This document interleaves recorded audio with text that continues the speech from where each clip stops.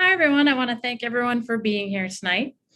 I think we are incredibly lucky in Medfield, and you've probably heard me say it on multiple occasions, to have such a hands-on representative for Medfield. Especially during COVID, it's been just so helpful to me as your town administrator and for the town to have Representative Garlick an email, a text, or a phone call away. It's been very helpful as we try to navigate through our CARES funding, our ARPA funding, and just general COVID issues. But tonight, I also want to thank Representative Garlick. We had been trying for years to find the funding for new voting machines. And I am very happy to report that the representative was helpful in securing that funding through a grant for us. And the voting machines have actually been delivered, and they will be used for our annual town election at the end of March. So thank you very much for bringing us into at least the 20th century from where we were. And just, it's my honor and privilege to work with you, and an honor to introduce you to the town of Medfield tonight. Well, thank you, Christine. And thank you for those kind words and for this opportunity, because it gives me a chance to express my respect and my gratitude to you, and through you to all of the Medfield town staff for your public service. Thank you. I think in the last 2 years, we have learned the impact of public service, not only on our health and safety, but our quality of life for all the citizens of Medfield. And it is my pleasure to have this opportunity to say thank you to you. Thank you very much. Appreciate that. You're welcome. And well, hello, Medfield. So this is the annual representatives report. When you see the slide, our evening is set out.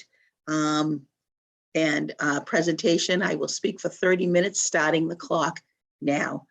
I hope that you saw on our cover sheet that if you need closed captions, you can actually plug into that on your own computer. And around asking questions, just so we're prepared for that, I will speak for 30 minutes, and then we will go into the question and discussion period. You can type your question into the chat, and Izzy will call your name. We are taking questions in the order that we've received them. If you are not on your computer, if you are watching this on TV, please call this number. When your number is answered, there will be a voicemail. Voice your question into that voicemail. Isabel will hear that question, and she will repeat that question to me during that period of time. So thank you for participating. It's a great way, and one of the most important parts of this program is that discussion period that we have. So I wanted to thank my team, and you see many of them on screen now. I think in the last 2 years, they have been such unsettled times and there have been so many uncertainties that we've all been trying to figure out. And many times people have felt that they were alone trying to figure this out. Information was changing quickly, and they were trying to figure it out with small groups of people in their family, or feeling very much alone. I want you to know that you are not alone. You are not alone. I have been working with you and for you every single day through this time period.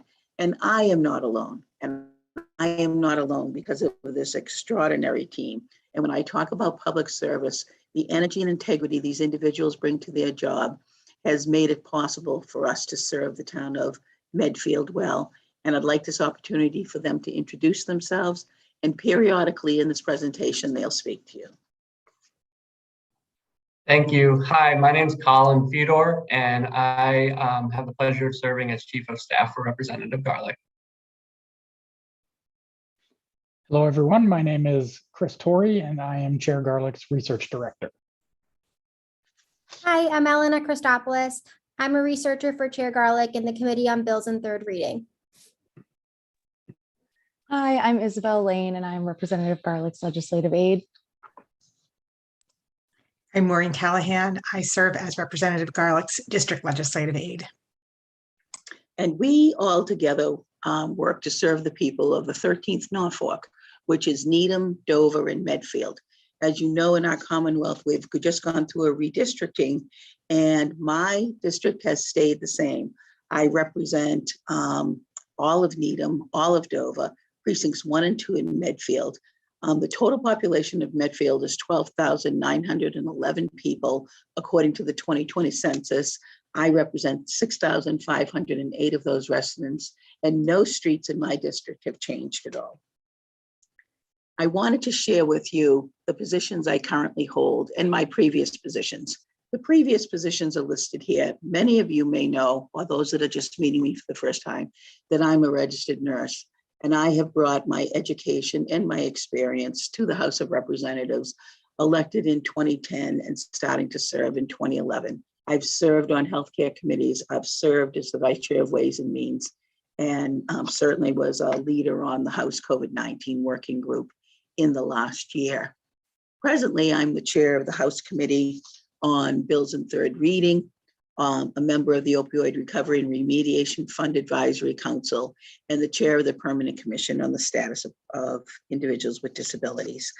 I want to talk about that a little bit more in full, but let you know that my experiences as a nurse, as a mother of 4 young adults, 2 of whom now are raising their own families, and a daughter with developmental disabilities that lives with me, that my work is always additive. Every experience I've had, I don't leave a position to take another position.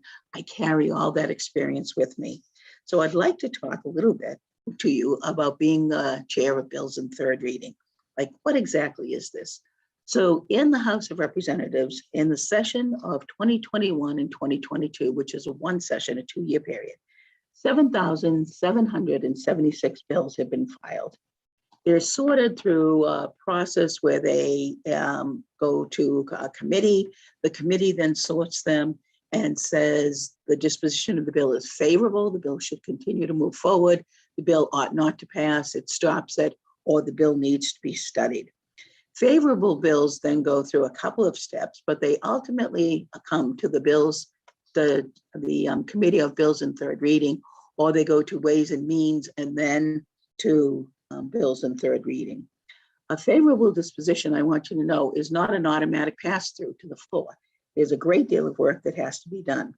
So, Eleanor, can you explain the process of once a bill comes to the Committee on Bills in Third Reading? Sure. Once we are physically in possession of a bill, the committee is tasked with checking its contents for both accuracy and intent.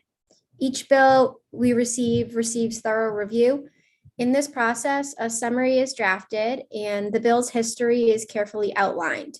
We then check to make sure all the necessary documents are included, like home rule petitions or town or city charters. Chair Garlick works closely with her colleagues in the legislature through this process, ultimately striving to ensure that no legislation passed through her committee is too onerous or intrusive, and that the final bill put out does not have any negative effect on the Commonwealth. Thank you. And by the Massachusetts Constitution, contrary to what you might hear in the press, the House of Representatives is prohibited from adjourning for more than 2 days. So there are informal sessions that are held and there are formal sessions that are held. The House met 127 times in 2021. When we do bring a bill to the floor, and sometimes we bring it in informal session and sometimes we bring it in formal session, what I want you to know is in informal, though we vote for many, many bills, no bill that is opposed by any one representative can move forward. But without any opposition, we do process many bills. But Chris, can you take us through the process of what a session actually looks like and what it is to move a bill? Certainly, Chair. So a typical session day is a culmination of weeks of work between Chair Garlick, other representatives, House counsel, and committee staff to prep the bills for release to the House floor. Once the chair gives her approval and House counsel finishes their review, the physical papers of the bills are actually brought to the chair and she signs them as correctly drawn.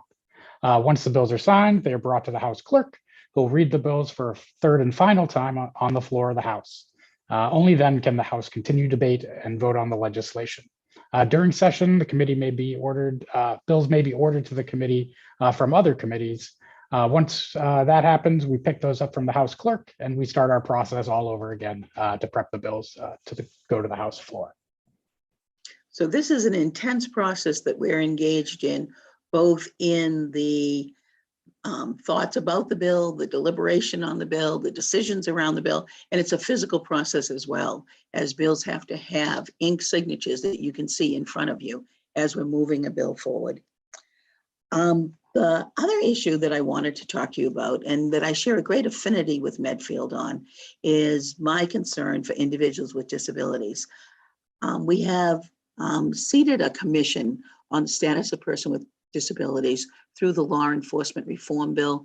That bill was just a vehicle. It doesn't necessarily connect those two issues, but it gave us an ability to have a permanent, meaning we can have short-term and long-term goals, and a funded commission, which means that we can have staff so we can do significant work. One of the things that our work has just begun, but we are trying very much to model the behavior and attitudes that we believe individuals with disabilities deserve. And so in setting up these meetings, just like the closed captions for tonight, we did a great deal of work. And Colin, I was wondering if you could talk to us a little bit about the work entailed to making a meeting accessible for every resident of the Commonwealth who wishes to be able to participate in it, either observing or being able to speak. Sure. So as Representative Garlick said, we really wanted to make sure that anyone who wanted to watch the meeting and participate could. So for all of our commission meetings, we've had 2 American Sign Language interpreters present so that they're able to communicate that way.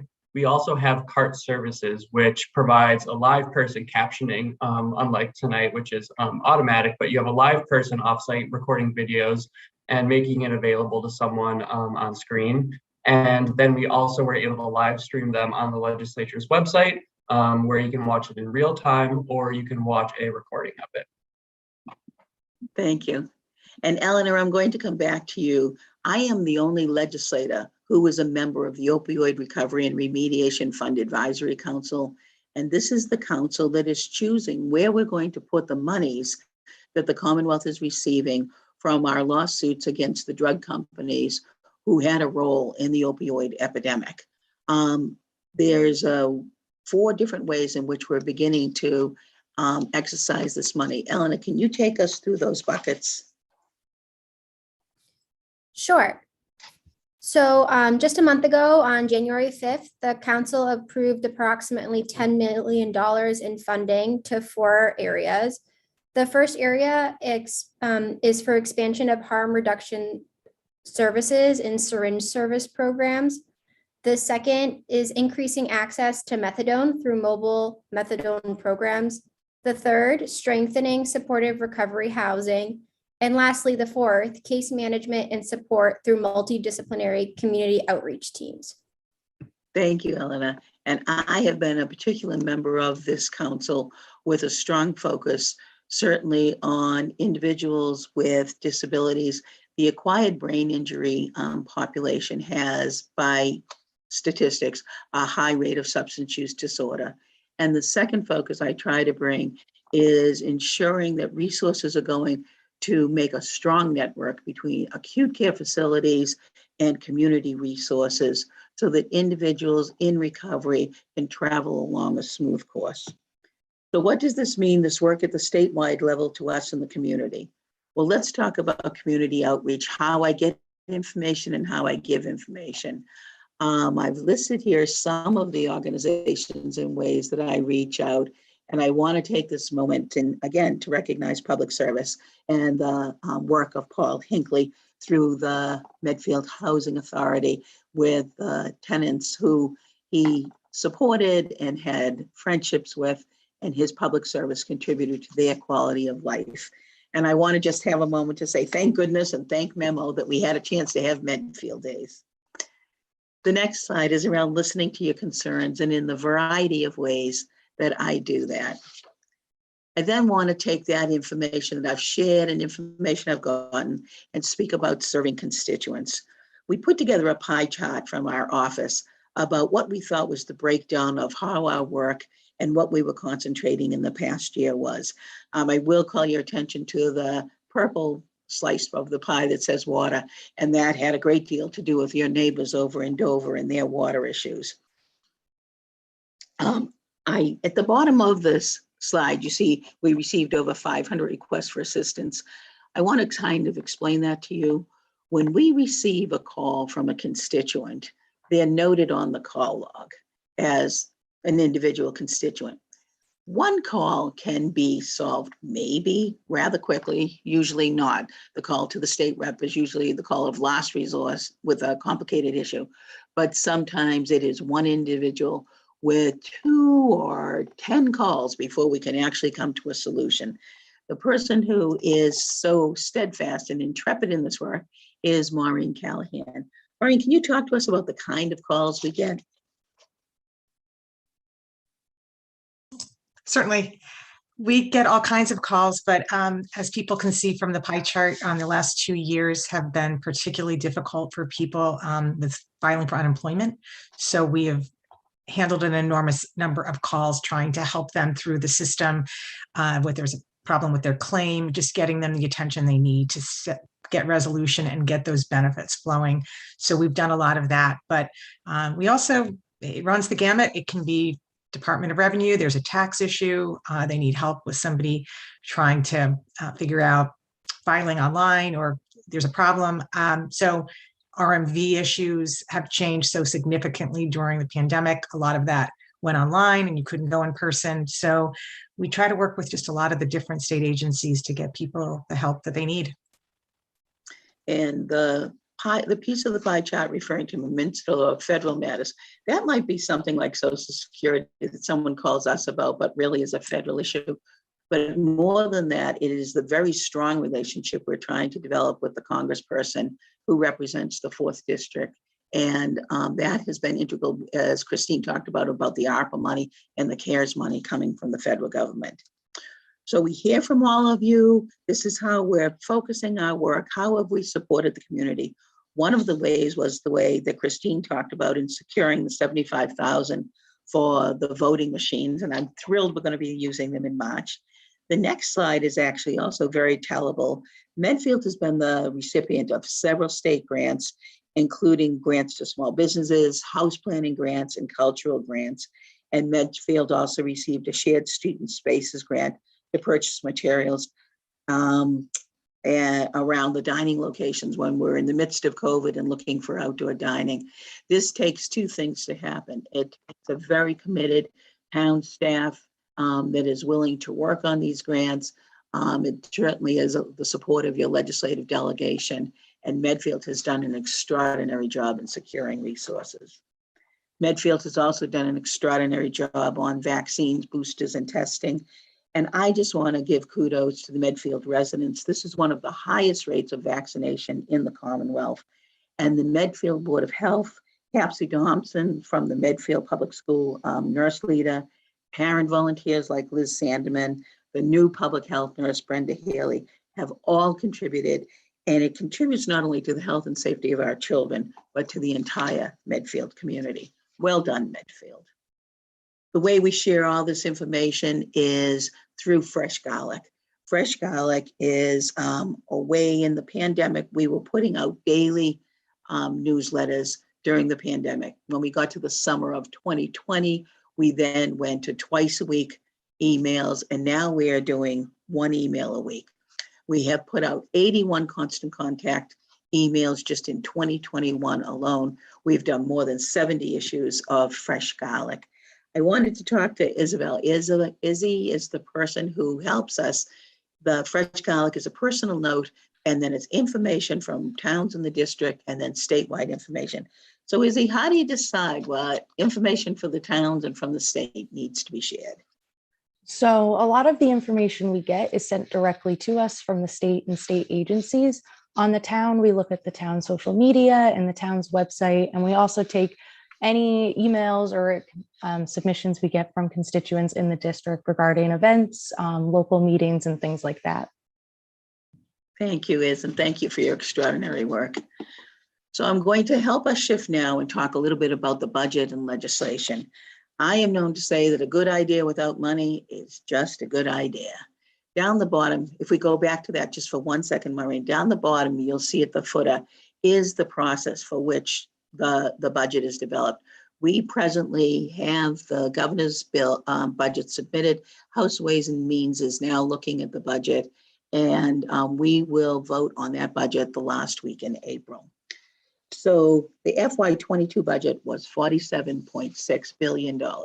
What did it look like? It was developed into these areas, and this also includes the ARPA money and some of the state funding that we had, and what we were trying to do to allocate these monies going forward.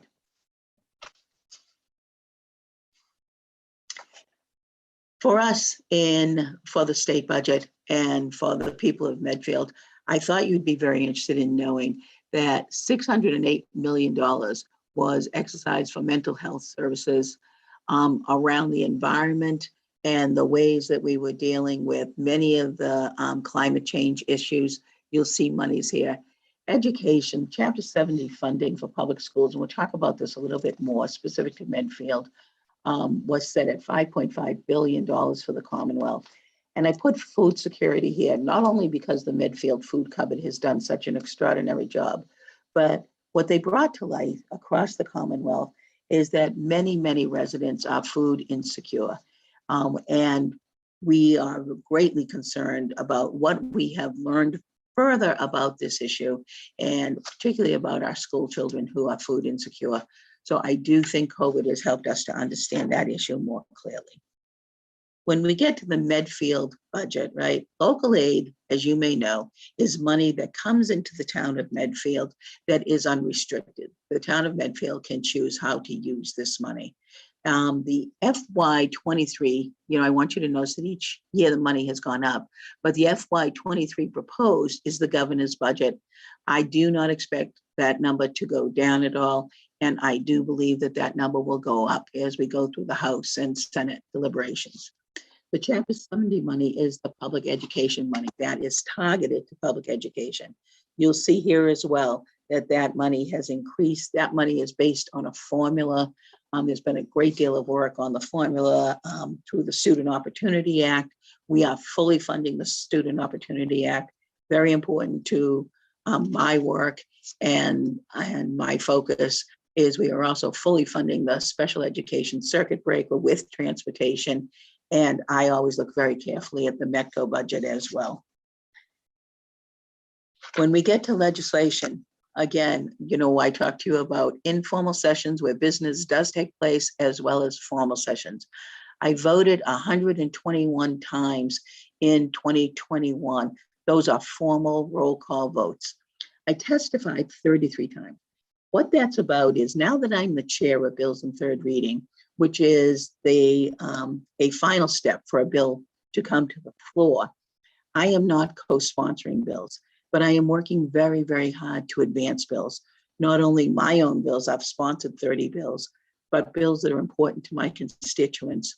The way I do that is through letters of support, through oral testimony, through written testimony, and through formal and informal conversations with the committee chairs and committee members. So what are those issues that I'd like to talk to you about on the 30 bills that I have sponsored? Let me highlight just 5 to you and tell you how we're doing with that. The first is school operational efficiency. I want you to know this came from my work in our district in a discussion that was a brainstorming session with the Needham superintendent and the Needham, the woman who's the head of Needham Finance for the Needham Public Schools. And we were talking about the money that is presently comes to the schools, how we could better utilize it. Where were the barriers? What was slowing us down? What were obstacles that were decreasing the efficiency of using that bill? We looped in the superintendents of Dover and Medfield right away, and Jeff Marsden came into that meeting. And now, in our second session of trying to pass this bill, we have the support of superintendents right across the Commonwealth. And today I was on a call with the Mass Association of the School Business Officers who are in full support of this bill. This is a nuts and bolts bill. There's nothing thrilling about this, but it gives us greater flexibility and efficiency to the school budget. And it's consistent. It makes consistency between the way we can purchase things now and the way we're trying to meet learning needs going forward. The second bill is the Veteran Survivors Benefits, which I was working on again today, hoping to maybe get into a bill that I'm looking at soon. But this bill came from a discussion with the local veterans down at the VFW post. And what the veterans were aware of is there's a disconnect between the federal definition of disability and who can receive an annuity benefit, a death benefit when a disabled veteran dies, between the federal government and the state. And that the present annuity that a loved one receives, a one-time annuity benefit, is $2,000 in Massachusetts today. That number has not increased in 17 years. This bill tries to fix those definitions, tries to increase the annuity. Workplace violence is something, when I said I bring my education and experience forward with me, as a nurse who's worked in healthcare facilities, union, non-union, community, rural, and large urban acute care facilities. Workplace violence has been prevalent always in healthcare facilities. COVID has exacerbated that issue. Statistics tell us that over 1 million people working in healthcare facilities, whether you're a nurse, a doctor, the x-ray tech, the phlebotomist, the transport person, or in custodial services, there you can be a victim of workplace violence. This bill calls for a facility-specific workplace violence plan for care and treatment of the healthcare workers and for accountability. Strengthening local public health is the third major bill that I am the chief sponsor of. I have worked on this. I would make the case to you since 2004 when I was elected to the Needham Board of Health and was their chair. But since becoming a representative, have worked to increase the conversation and the discussion about how local and regional public health can be strengthened and what we need and deserve from the state, EPH. And this bill, it strengthens the collaboration between the local boards of health. It improves data collections that we found out in COVID was during COVID, was very fragmented across our Commonwealth. It strengthens the workforce and establishes standards. This is an incredible bill. In one session, we seated the commission, we got their recommendations, we did the first SAFE bill, that's what we're calling it, which is the State Action Plan for Public Health Excellence. This is the second iteration of that bill. And I am the chief sponsor for Medicare for All. We need to always have on the front burner our conversations about healthcare in Massachusetts.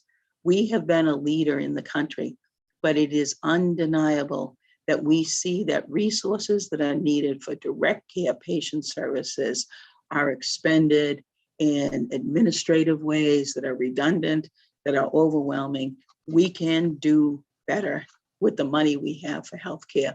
We can give healthcare that is accessible and affordable to all residents, and we can be a leader in this nation.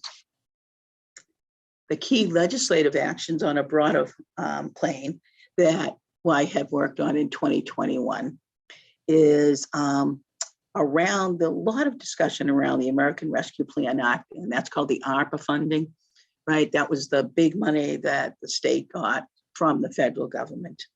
I voted on a genocide education bill, vitally important. You know, this bill had been in process for several sessions, and with many people that were advocating for it, it became urgent when the Commonwealth witnessed the Duxbury football system, the football team, and the blatant anti-Semitism that was in some way accepted and condoned by that football staff. And we knew then that there was the urgency for this bill was now. We have seen anti-Semitism across the entire Commonwealth. The information around genocide education, whether we're talking about the Holocaust or we're talking about the Armenian Holocaust or what's happening currently in the world today, will help all of our students. If you don't know your history, then you're doomed to repeat it. The bill on student nutrition goes back to the issue around food insecurity. And this is legislation that contributes to making sure that students that need food will have food, and there will be no social shaming of those individuals. The healthcare market review, we talked about these big systems not crowding out our smaller community hospitals and our networks. Redistricting, we've all lived through that time, and we still know some of that work is happening. The COVID-19 paid sick leave, I want you to know, is not only for individuals who have experienced COVID and their need for themselves and their families, but also to support small businesses. And the Voting Rights and Election Security Bill, I have voted on this bill. I am proud of Massachusetts history and our work to advance voting rights, and the bill is currently in conference committee. So around accomplishments and building a stronger Commonwealth, I want you to know, what should we be thinking about in 2022? On your right-hand side, you will see the issues that are foremost that I believe we will be discussing and that we need to be discussing moving forward. One of those that is the workforce. The workforce is going to impact every other single one of those issues around public health, around early education and childcare, and around human services. Human services is so fragmented now. I'm deeply concerned for the most vulnerable people in our Commonwealth who need to be served by a strong workforce, or who would like to join a workforce and cannot do that presently. That is important work that we have to look at. And in surveys across the Commonwealth, we hear over and over again that the number one issues in our Commonwealth are housing and transportation. So a real focus on that. I want to thank all of the organizations, and I'm hoping that we've listed as many as possible that we had space for around our work. For, you know, Medfield is an extraordinary community. It's an extraordinary community because the residents of Medfield choose to work together. They choose to try and find common goals, and they choose to try and lift up the other residents. That's important work, and I'm grateful for that kind of attitude and for the strength of the Medfield community. And I want to thank Medfield TV. I don't think we can understate in any way the role that Medfield TV has played in keeping us communicating with each other, keeping us aware of what's going on in the community, and helping us to advance the conversations we should be having to have the kind of community we have. And finally, I want to be sure that you know how to contact me. And I want to hear from you. I hope you know that I want to hear from you if you have a concern. I want to hear if you have an issue. I want to hear if you have an interest. And I want to hear just how things are really going for you. It informs my work every single day. I want to thank you. It is an honor to be the state representative for precincts 1 and 2 in Medfield, and in my heart for the entire town of Medfield. We now want to go on to this question period. And if you felt like I was going through this quickly, it was because I was going through this quickly. I think a half an hour of a presentation, even with this extraordinary staff helping us, is asking your concentration for a long period of time. And I do believe that the purpose of this time is so that I can also hear from you. Just to repeat the way we're going to address questions, if you have written questions in the chat, Izzy will call your name and you can state your question to me. If you were on the telephone and called in a question, Izzy will read that question and we will take the questions as we have received them. So Izzy, I turn this over to you. Wonderful. So our first question will be from Dave Sherman. Hey, Dave. Let's see. Hi there. I believe I am now unmuted. Is that correct? You are unmuted and I hear your voice, Dave. Hi there. Hi. So what's the status of the states addressing reverse triage crisis standards of care beyond that October 20 draft? And where's the relevant legislative committee on investigating it? So I'm going to start with the second part of the question first. The relevant committee to address this would be the Joint Committee on Public Health. Yeah. And then the Joint Committee on Public Health, with the disposition of that, would send it to the Joint Committee on Healthcare Financing, and then it goes to Ways and Means. Dave, I would tell you, for anyone who's listening, Dave Sherman and I know each other.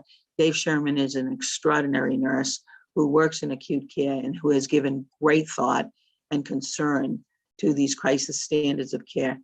David, I must tell you, it has fallen off the radar for the discussions that we should be having. And I am dismayed by that, as I'm sure you are. Once the emergency order was lifted in Massachusetts and the command center was disbanded, the focus then shifted to the kind of maintenance of COVID and where we are today. I give you my word, I will have these discussions.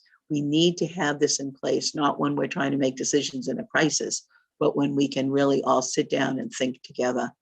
Part of the work of the Commission for Individuals with Disabilities, there's several commissioners that would like this to be front and center when we talk about crisis standards of care and what it means to individuals in the disability community. So I do know that I too will be engaged in those discussions.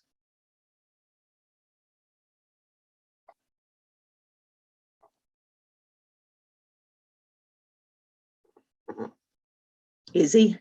So we do not have any further questions yet. So if you do have any questions, please type them in the chat for us.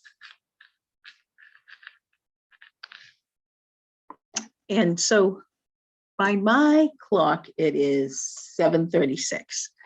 I'm going to give us 3 minutes to see if anybody would like to put a question in the chat. This really is a very valuable part of our time together tonight. But while I'm giving us a little bit of time to think about that, I wanted to also take the opportunity to talk about some of the issues that are on my mind that pertain to our town and how we're going to move forward. I think that one of the things is that the Medfield Housing Authority is ready to move forward with what may well be a way to get more housing for older adults in the town of Medfield. That is work that I'd like to be part of and understand as we're moving forward. I think the town of Medfield is doing a great deal of work around how it is growing and how it wants to grow.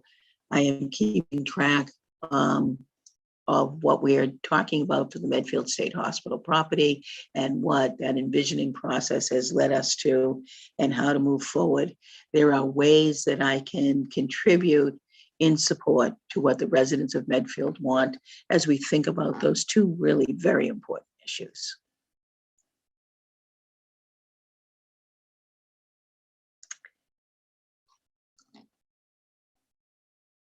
Hi, Carol Reed. I'm getting a message from Carol Reed that says, thank you very much, Rep Garlick. Can you expand on the water efforts around Dover?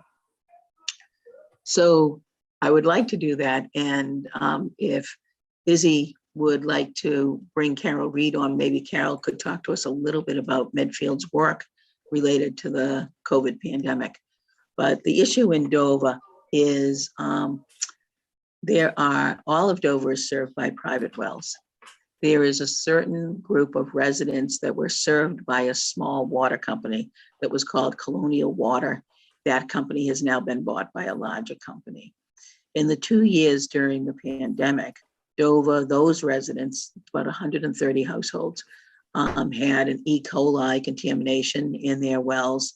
And now they have a very dramatic, very unsettling discoloration of water that is related to the infrastructure, I believe, and the treatment that was necessary to eradicate the E. coli. That has been work that we have done with certainly the town staff, who's been extraordinary, and with the Department of Environmental Protection. Consistent with that was I was able to get resources for the town of Dover to look at the data that they needed and to be able to have a water consultant looking at these reports. We also filed legislation that has received a favorable report that will not directly be a solution for Dover's problem, but is a lessons learned from a small community dealing with a private water company, and legislation that will mitigate the problems that had surfaced during that time around communication, around data collection, around who had information, who needed the information. So it's been an extraordinary journey with those residents in Dover around their water, which we know is a precious resource. And Carol, if you would like to share any of your work on the Medfield Board of Health and the extraordinary people that you work with in this time, you're more than welcome. Denise, thank you. I hear an echo. I'm sorry for that. As always, I'm grateful, and so many others of us are, for your advocacy.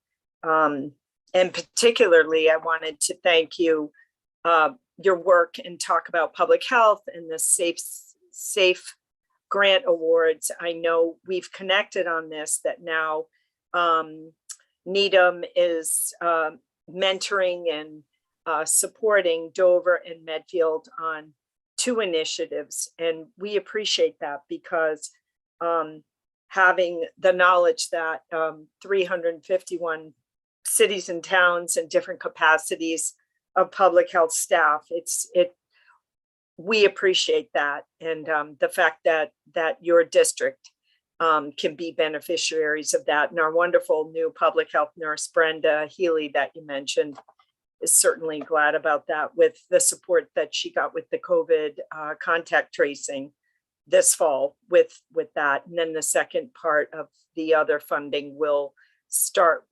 to gear up with staffing. And as you talked about, workforce development. But our Board of Health, I'm one of a 5-person team. And I appreciate that you mentioned Kathy Thompson, who's a 40-year resident of Medfield, who really, Kathy, as our school nurse leader, really supported the town through COVID with contact tracing and case guidance in so many ways, because our capacity was limited. So we have a diverse and strong board.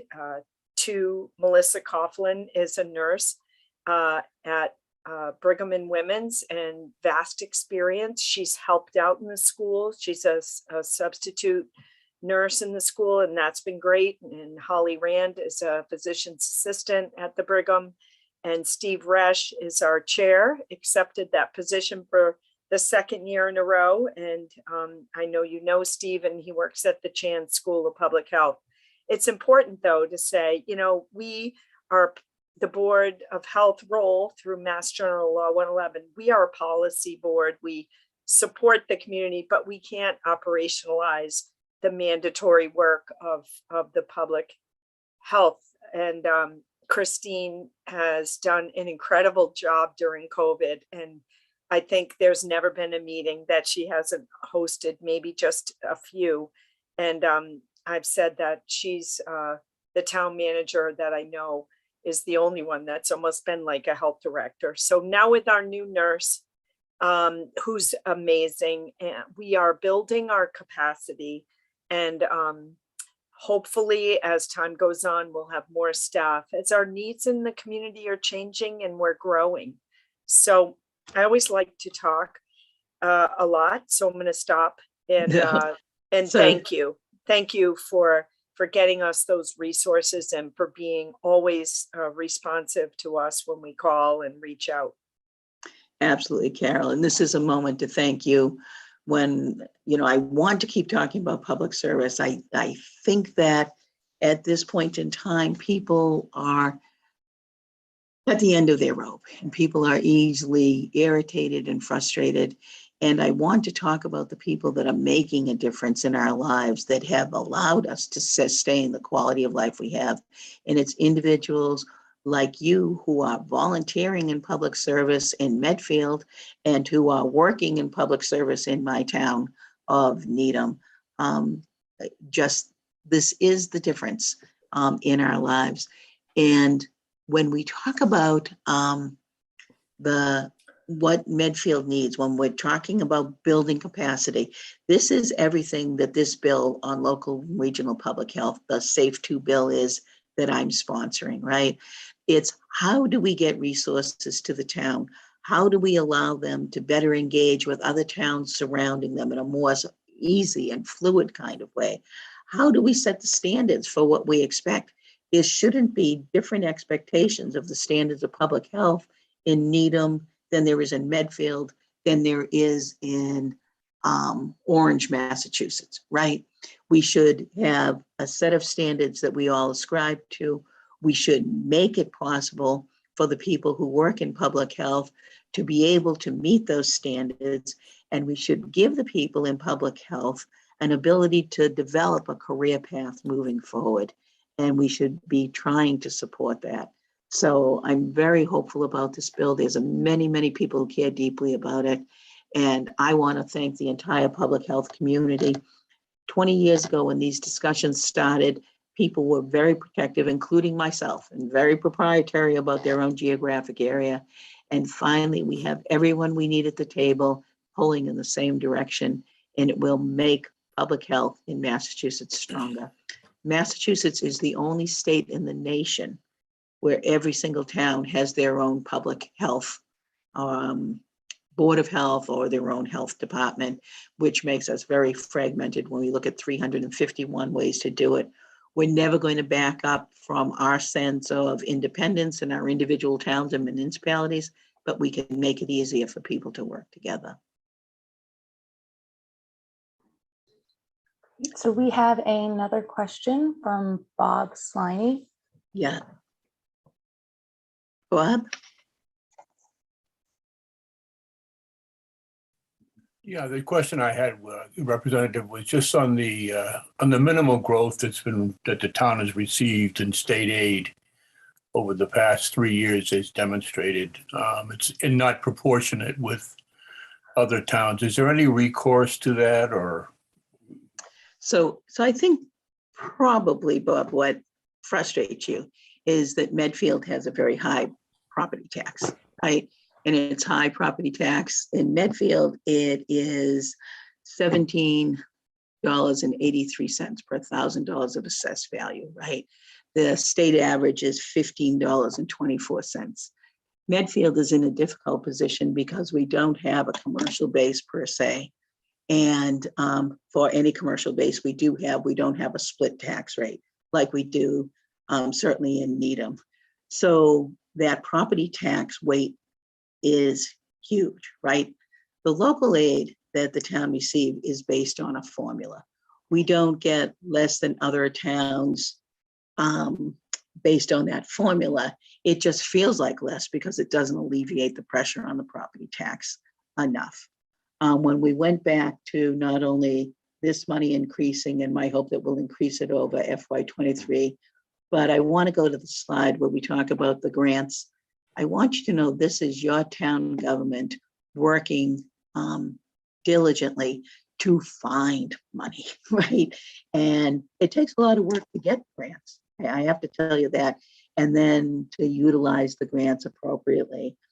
The ARPA money, right, which is the American Rescue Plan money, that is strengthening the whole Commonwealth. But there is money that we're waiting for, Bob, that I'm hoping may be very helpful to Medfield, and it's around the infrastructure money. So the ARPA money was more dedicated to these large issues in the Commonwealth, and we were trying to seek one-time transformational change in the Commonwealth. But the infrastructure money that is still held up by the federal government because they're still deciding on the boundaries of how to use it. There are projects in Medfield that I am very hopeful that we're going to be able to help in part of, or certainly in part of, and I will work very hard on that issue. I do hear your frustration, Bob. Medfield is an extraordinary town, and it takes a lot. It takes a lot to have a community with the quality that Medfield has, but it's not being treated unfairly. It's just that there's nothing that Medfield has that offsets that weight that you're carrying.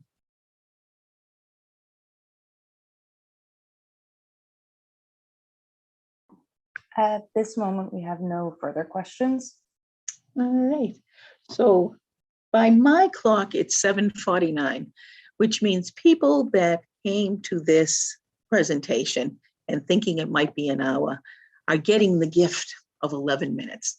And these days, there is no more gift, no more precious gift than the gift of time.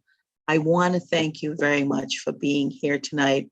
I want to thank Medfield TV, the people who are here with us in this format, the people who are watching on television, the people who may see it at a different time. It is being live streamed on YouTube.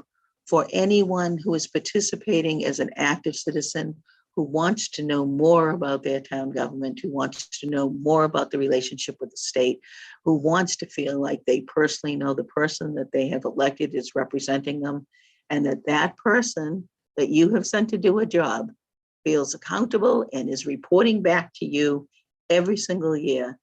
I thank you for being here, and I thank you for everything that you all are doing. And I hope most of all that you know that you are not alone in this time, that many people are working on your behalf, are working with you, and that I look to the future, particularly to the month of March, I have to tell you, where I believe we will see the spring.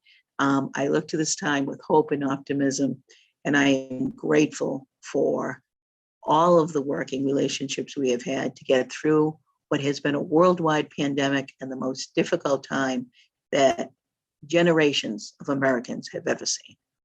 So I hope you all take good care, and thank you for being here with me tonight.